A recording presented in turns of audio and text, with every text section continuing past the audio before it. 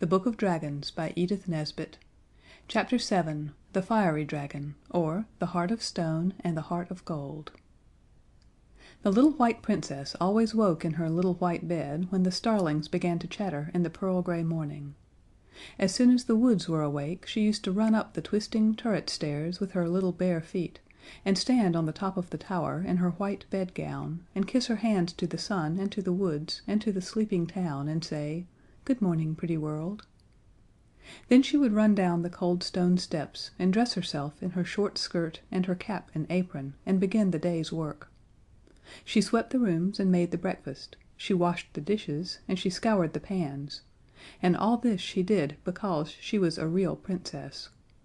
For of all who should have served her, only one remained faithful, her old nurse, who had lived with her in the tower all the Princess's life. And now the nurse was old and feeble, the Princess would not let her work any more, but did all the housework herself, while Nurse sat still and did the sewing, because this was a real Princess, with skin like milk, and hair like flax, and a heart like gold.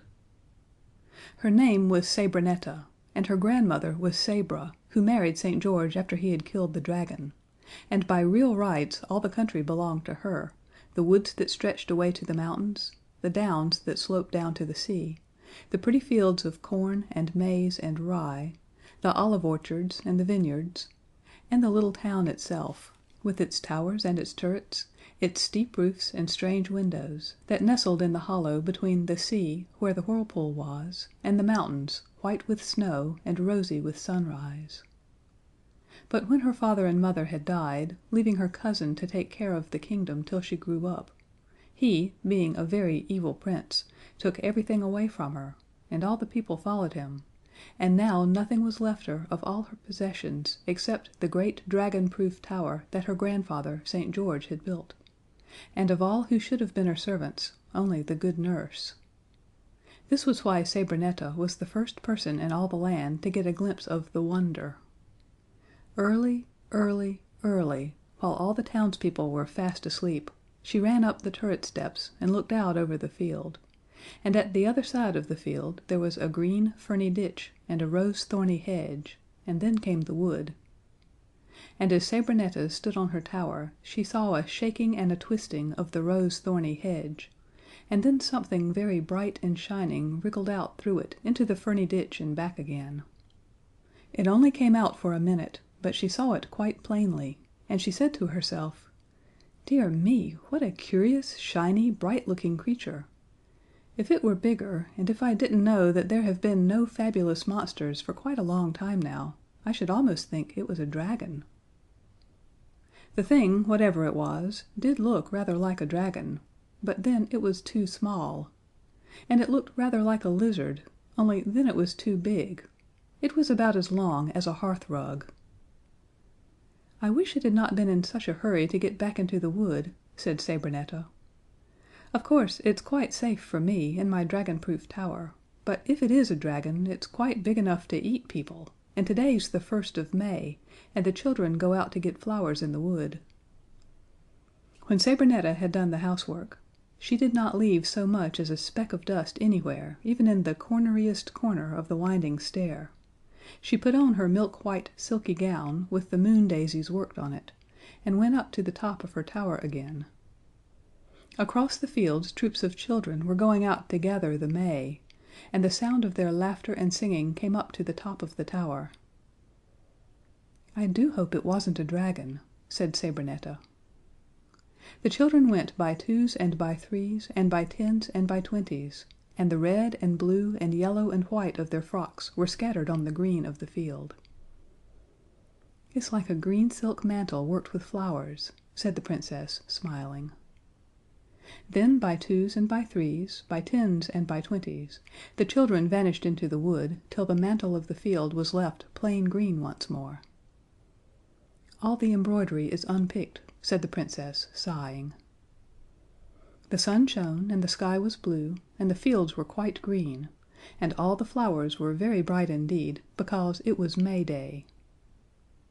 Then quite suddenly a cloud passed over the sun, and the silence was broken by shrieks from far off, and, like a many-colored torrent, all the children burst from the wood and rushed, a red and blue and yellow and white wave, across the field, screaming as they ran. Their voices came up to the Princess on her tower, and she heard the words threaded on their screams like beads on sharp needles. "The dragon! The dragon! The dragon! Open the gates! The dragon is coming! The fiery dragon!" And they swept across the field and into the gate of the town, and the Princess heard the gate bang, and the children were out of sight. But on the other side of the field the rose thorns crackled and smashed in the hedge, and something very large and glaring and horrible trampled the ferns in the ditch for one moment before it hid itself again in the covert of the wood. The Princess went down and told her nurse, and the nurse at once locked the great door of the tower and put the key in her pocket. "Let them take care of themselves," she said, when the Princess begged to be allowed to go out and help to take care of the children.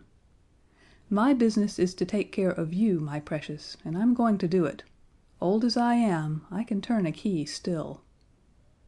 So Sabrinetta went up again to the top of her tower, and cried whenever she thought of the children and the fiery dragon. For she knew, of course, that the gates of the town were not dragon-proof, and that the dragon could just walk in whenever he liked. The children ran straight to the palace, where the Prince was cracking his hunting whip down at the kennels, and told him what had happened. "Good sport," said the Prince, and he ordered out his pack of hippopotamuses at once. It was his custom to hunt big game with hippopotamuses, and the people would not have minded that so much, but he would swagger about in the streets of the town with his pack yelping and gambolling at his heels, and when he did that the greengrocer, who had his stall in the marketplace, always regretted it, and the crockery merchant, who spread his wares on the pavement, was ruined for life every time the Prince chose to show off his pack. The Prince rode out of the town with his hippopotamuses trotting and frisking behind him, and people got inside their houses as quickly as they could when they heard the voices of his pack and the blowing of his horn. The pack squeezed through the town gates and off across country to hunt the dragon. Few of you who had not seen a pack of hippopotamuses in full cry will be able to imagine at all what the hunt was like. To begin with, hippopotamuses do not bay like hounds. They grunt like pigs, and their grunt is very big and fierce. Then, of course, no one expects hippopotamuses to jump. They just crash through the hedges and lumber through the standing corn, doing serious injury to the crops and annoying the farmers very much.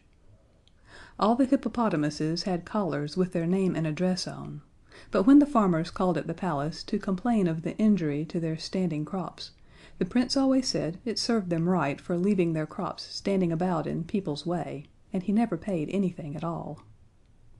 So now, when he and his pack went out, several people in the town whispered, "I wish the dragon would eat him," which was very wrong of them, no doubt, but then he was such a very nasty Prince.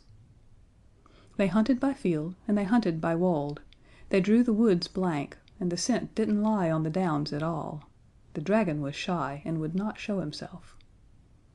But just as the Prince was beginning to think there was no dragon at all, but only a cock and bull, his favorite old hippopotamus gave tongue. The Prince blew his horn and shouted, "Tally-ho! Hark forward! Tantivy!" and the whole pack charged downhill toward the hollow by the wood. For there, plain to be seen, was the dragon, as big as a barge, glowing like a furnace, and spitting fire and showing his shining teeth. "The hunt is up!" cried the Prince. And indeed it was. For the dragon, instead of behaving as a quarry should and running away, ran straight at the pack, and the Prince on his elephant had the mortification of seeing his prize pack swallowed up one by one in the twinkling of an eye by the dragon they had come out to hunt. The dragon swallowed all the hippopotamuses just as a dog swallows bits of meat. It was a shocking sight. Of the whole of the pack that had come out sporting so merrily to the music of the horn, now not even a puppy hippopotamus was left, and the dragon was looking anxiously around to see if he had forgotten anything. The Prince slipped off his elephant on the other side and ran into the thickest part of the wood. He hoped the dragon could not break through the bushes there, since they were very strong and close. He went crawling on hands and knees in a most un-Prince-like way, and at last, finding a hollow tree, he crept into it. The wood was very still. No crashing of branches and no smell of burning came to alarm the Prince. He drained the silver hunting bottle slung from his shoulder, and stretched his legs in the hollow tree. He never shed a single tear for his poor tame hippopotamuses who had eaten from his hand and followed him faithfully in all the pleasures of the chase for so many years. For he was a false Prince, with a skin like leather, and hair like hearth brushes, and a heart like a stone. He never shed a tear, but he just went to sleep. When he awoke it was dark. He crept out of the tree and rubbed his eyes. The wood was black about him, but there was a red glow in a dell close by. It was a fire of sticks, and beside it sat a ragged youth with long yellow hair. All around lay sleeping forms which breathed heavily. "Who are you?" said the Prince. "I'm Elfin, the pig keeper," said the ragged youth. "And who are you?" "I'm Tiresome, the Prince," said the other. "And what are you doing out of your palace at this time of night?" asked the pig keeper severely. "I've been hunting," said the Prince. The pig keeper laughed. "Oh, it was you I saw then. A good hunt, wasn't it? My pigs and I were looking on." All the sleeping forms grunted and snored, and the Prince saw that they were pigs. He knew it by their manners. "If you had known as much as I do," Elfin went on, "you might have saved your pack." "What do you mean?" said Tiresome. "Why, the dragon," said Elfin. "You went out at the wrong time of day. The dragon should be hunted at night." "No, thank you," said the Prince with a shudder. "A daylight hunt is quite good enough for me, you silly pig keeper." "Oh, well," said Elfin, "do as you like about it. The dragon will come and hunt you tomorrow as like as not. I don't care if he does, you silly Prince." "You're very rude," said Tiresome. "Oh, no, only truthful," said Elfin. "Well, tell me the truth then. What is it that, if I had known as much as you do about, I shouldn't have lost my hippopotamuses?" "You don't speak very good English," said Elfin. "But come, what will you give me if I tell you?" "If you tell me what?" said the tiresome Prince. "What you want to know." "I don't want to know anything," said Prince Tiresome. "Then you're more of a silly even than I thought," said Elfin. "Don't you want to know how to settle the dragon before he settles you?" "It might be as well," the Prince admitted. "Well, I haven't much patience at any time," said Elfin, "and now I can assure you that there's very little left. What will you give me if I tell you?" "Half my kingdom," said the Prince, "and my cousin's hand in marriage." "Done," said the pig keeper. "Here goes. The dragon grows small at night. He sleeps under the root of this tree. I use him to light my fire with." And sure enough, there under the tree was the dragon on a nest of scorched moss, and he was about as long as your finger. "How can I kill him?" asked the Prince. "I don't know that you can kill him," said Elfin, "but you can take him away if you've brought anything to put him in. That bottle of yours would do." So between them they managed, with bits of stick and by singeing their fingers a little, to poke and shove the dragon till they made it creep into the silver hunting bottle, and then the Prince screwed on the top tight. "Now we've got him," said Elfin. "Let's take him home and put Solomon's seal on the mouth of the bottle, and then he'll be safe enough. Come along, we'll divide up the kingdom tomorrow, and then I shall have some money to buy fine clothes to go courting in." But when the wicked Prince made promises, he did not make them to keep. "Go on with you, what do you mean?" he said. "I found the dragon and I've imprisoned him. I never said a word about courtings or kingdoms. If you say I did, I shall cut your head off at once." And he drew his sword. "All right," said Elfin, shrugging his shoulders. "I'm better off than you are, anyhow." "What do you mean?" spluttered the Prince. "Why, you've only got a kingdom and a dragon. But I've got clean hands, and 75 fine black pigs." So Elfin sat down again by his fire, and the Prince went home and told his Parliament how clever and brave he had been, and though he woke them up on purpose to tell them, they were not angry, but said, "You are indeed brave and clever," for they knew what happened to people with whom the Prince was not pleased. Then the Prime Minister solemnly put Solomon's seal on the mouth of the bottle, and the bottle was put in the treasury, which was the strongest building in the town, and was made of solid copper, with walls as thick as Waterloo Bridge. The bottle was set down among the sacks of gold, and the junior secretary to the junior clerk of the last Lord of the Treasury was appointed to sit up all night with it and see if anything happened. The junior secretary had never seen a dragon, and what was more, he did not believe the Prince had ever seen a dragon either. The Prince had never been a really truthful boy, and it would have been just like him to bring home a bottle with nothing in it and then to pretend that there was a dragon inside.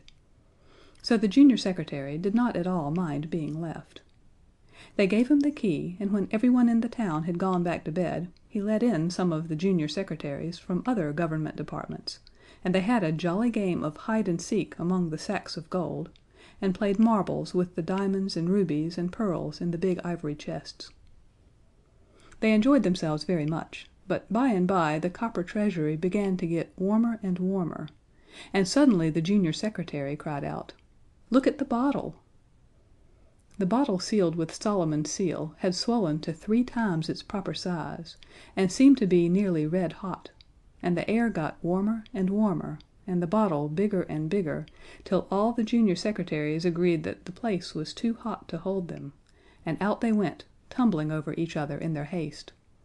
And just as the last got out and locked the door, the bottle burst, and out came the dragon, very fiery, and swelling more and more every minute, and he began to eat the sacks of gold and crunch up the pearls and diamonds and rubies as if they were sugar. By breakfast time he had devoured the whole of the Prince's treasures, and when the Prince came along the street at about 11, he met the dragon coming out of the broken door of the treasury with molten gold still dripping from his jaws.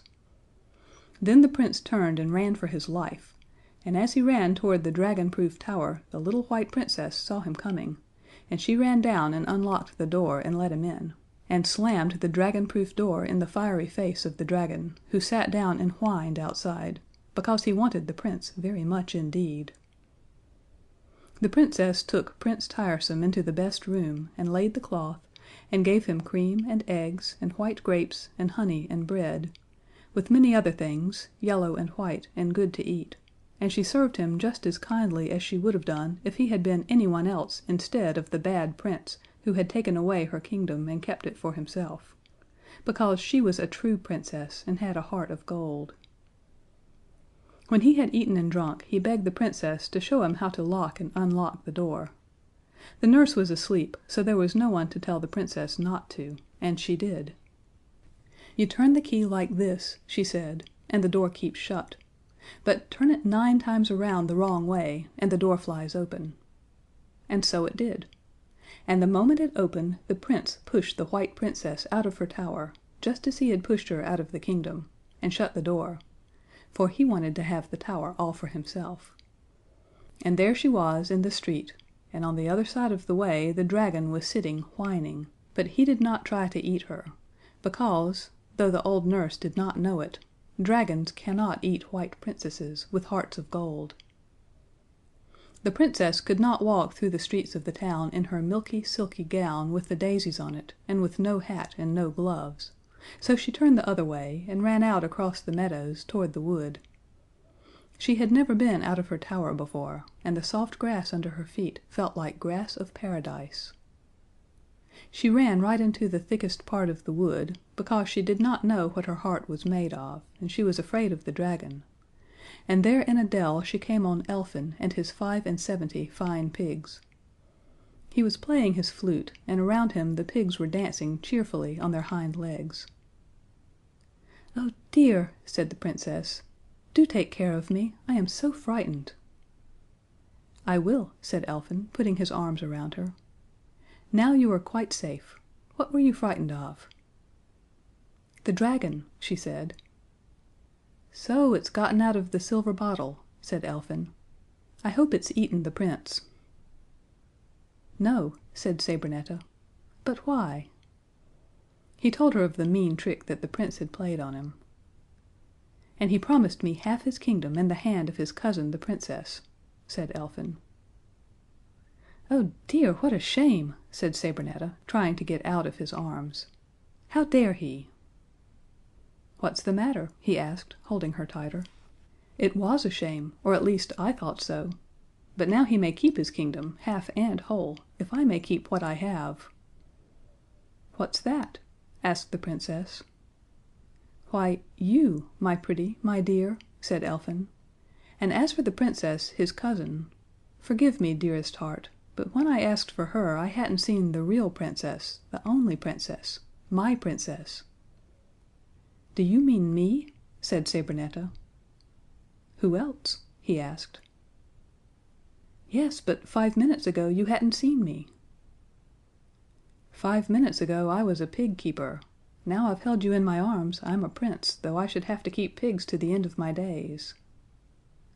"But you haven't asked me," said the Princess. "You asked me to take care of you," said Elfin, "and I will, all my life long."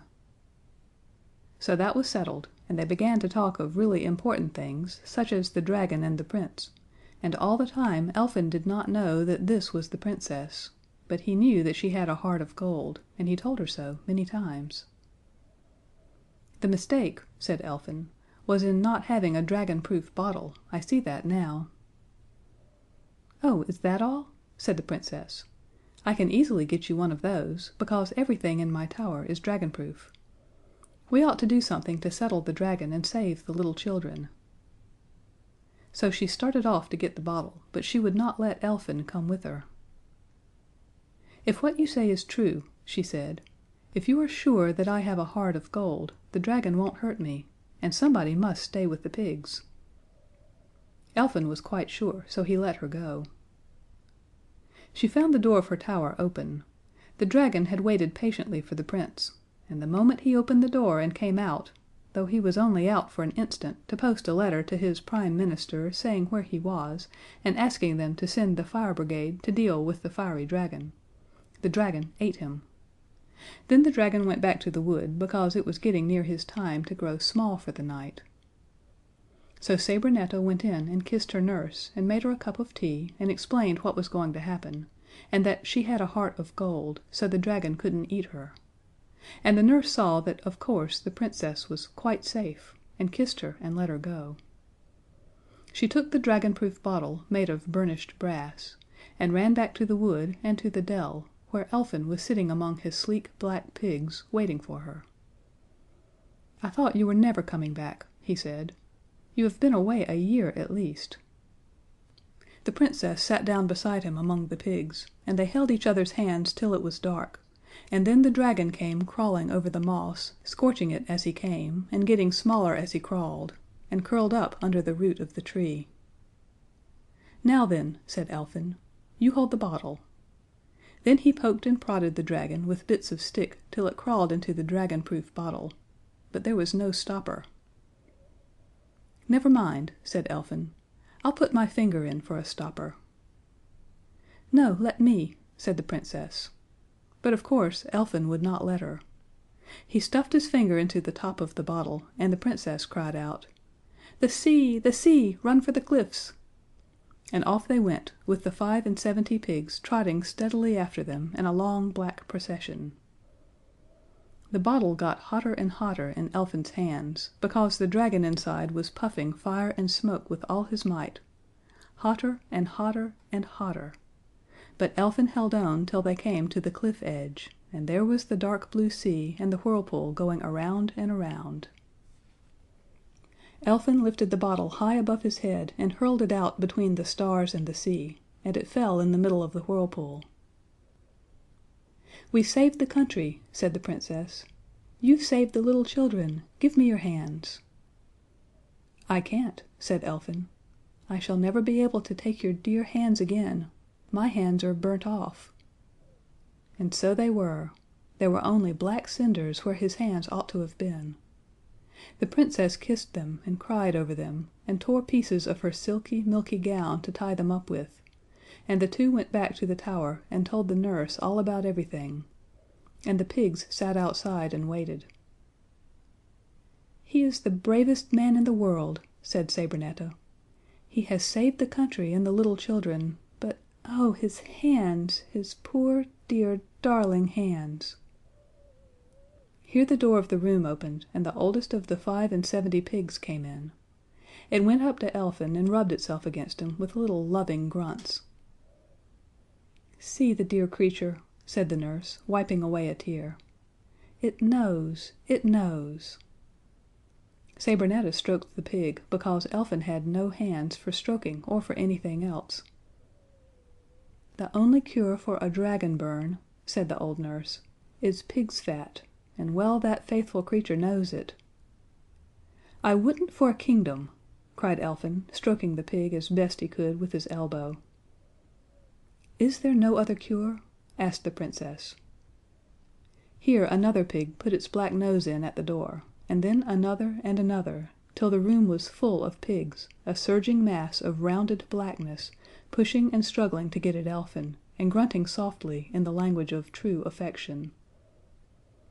"There is one other," said the nurse. "The dear affectionate beasts. They all want to die for you." "What is the other cure?" said Sabrinetta anxiously. "If a man is burnt by a dragon," said the nurse, "and a certain number of people are willing to die for him, it is enough if each should kiss the burn and wish it well in the depths of his loving heart." "The number! The number!" cried Sabrinetta. 77, said the nurse. "We have only 75 pigs," said the Princess, "and with me that's 76." "It must be 77, and I really can't die for him, so nothing can be done," said the nurse sadly. "He must have cork hands."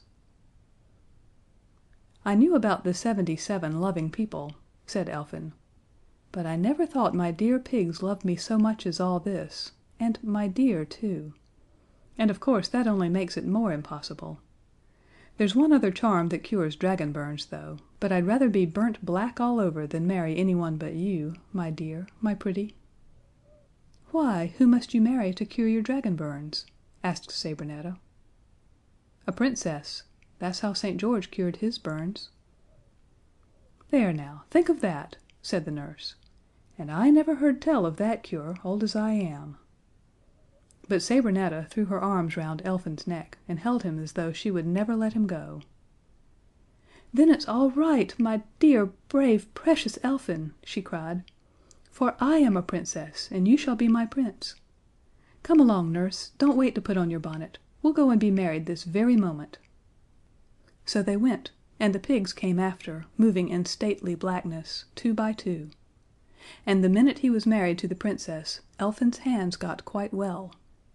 And the people who were weary of Prince Tiresome and his hippopotamuses hailed Sabrinetta and her husband as rightful sovereigns of the land. Next morning the Prince and Princess went out to see if the dragon had been washed ashore. They could see nothing of him, but when they looked out toward the whirlpool they saw a cloud of steam, and the fishermen reported that the water for miles around was hot enough to shave with. And as the water is hot there to this day, we may feel pretty sure that the fierceness of that dragon was such that all the waters of all the sea were not enough to cool him. The whirlpool is too strong for him to be able to get out of it, so there he spins around and around, forever and ever, doing some useful work at last, and warming the water for poor fisherfolk to shave with. The Prince and Princess rule the land well and wisely. The nurse lives with them, and does nothing but fine sewing, and only that when she wants to very much. The Prince keeps no hippopotamuses, and is consequently very popular.